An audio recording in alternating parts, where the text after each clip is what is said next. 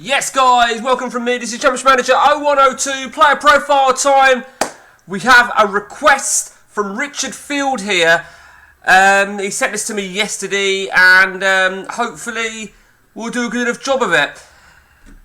The one, the only, Paiva. Is it Paiva? Pavia. So Joao Pavia. And we'll start with him as a CM player before we talk about him in real life, because I think there's quite a difference on it, to be honest with you. So I've fired up a 10-year game, and we can get a good perspective of Pavia. I should point out, Club Brugge is Titan Club Brugge, non-playable league, so we can't really have a true reflection.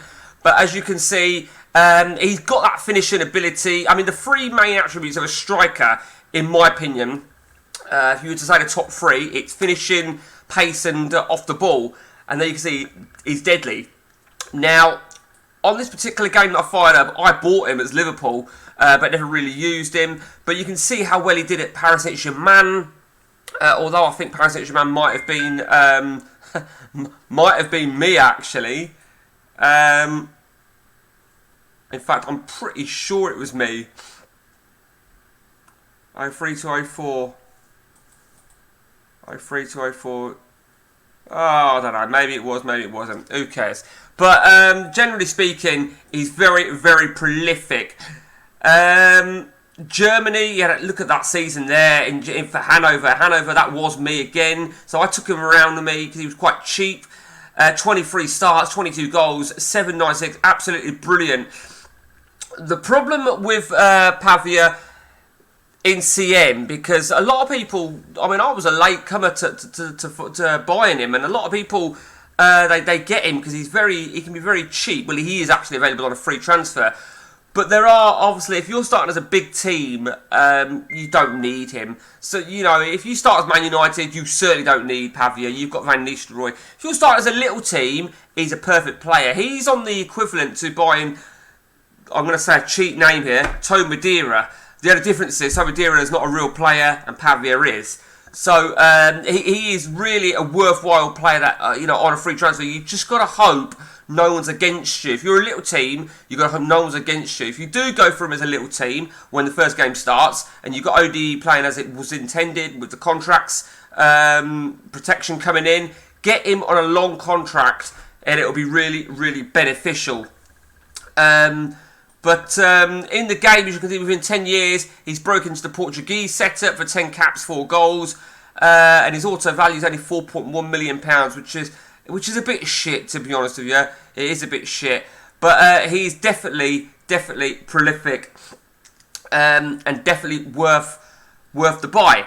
Now, as I said to you, he is available on a free transfer when the game starts. Now, according to my research, he was actually at a club in 01, which confused me a little bit. So if anybody can shed any light on that, feel free. He was actually playing for Sporting, or Sporting B, shall we say. So, I don't know, a little bit of mixed information there. Sporting, the original Sporting, he was his main youth career at the age of, funnily enough, at the age of like 12 years old. But even before 12 years old, he had a youth career at Olivius Moscovard, which is the eastern side of Lisbon. So Sporting again. And that was at the age of like 10. So I never knew this, if I'm honest with you. And I think that's great to see. You know, he's really gone around the block. But in 01, between 2001 and 2003, he did make a lot. 50-odd games for Sporting B, so it's sort of the second team, a bit like Real Madrid B, Barcelona B, Sporting B, and he made 50 appearances and 20 goals, which was a pretty decent ratio. And bear in mind, he'd only been 18 years of age, like he would have been in the game. I'm a little bit confused by the whole free transfer thing. In 03 to 04, he went to Marítimo in Portugal, the B team. So he never broke into Sporting A, which makes you wonder. He didn't even get a game with such a good record. So he went to Marítimo B, another 28 games. The following year, he stayed in Portugal and he moved to Espino. Only 9 games. I feel for him. I really genuinely feel for him.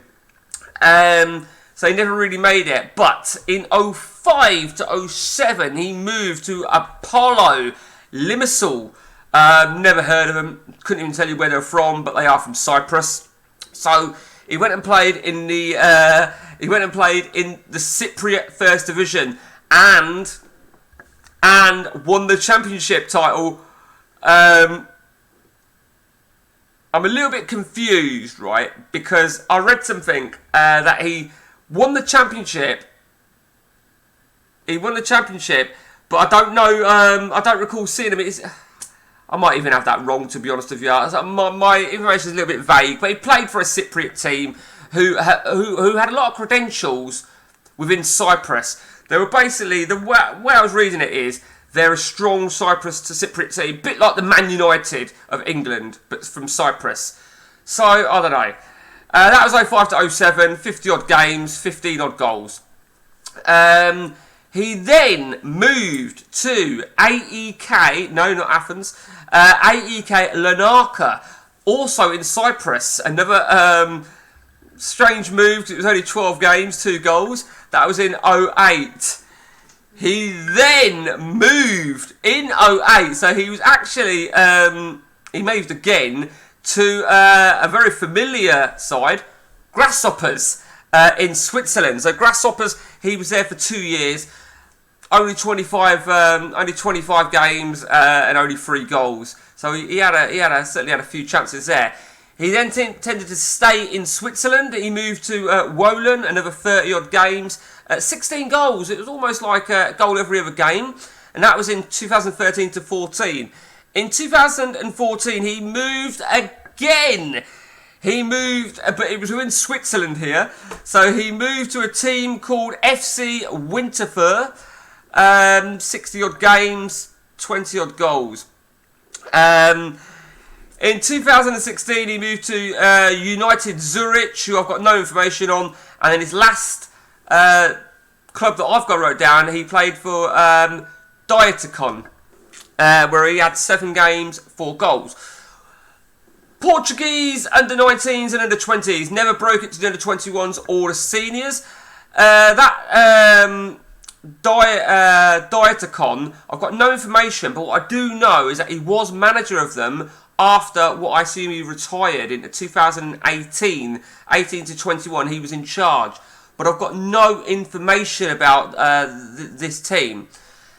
However, very interesting one for you here. So after 2021, he took over as the manager of AC Bellinzona, who are a Swiss football club. And he was in charge for 3 games. He took over in July 2021. He's in charge for 3 games. He won 2 of them out of the 3.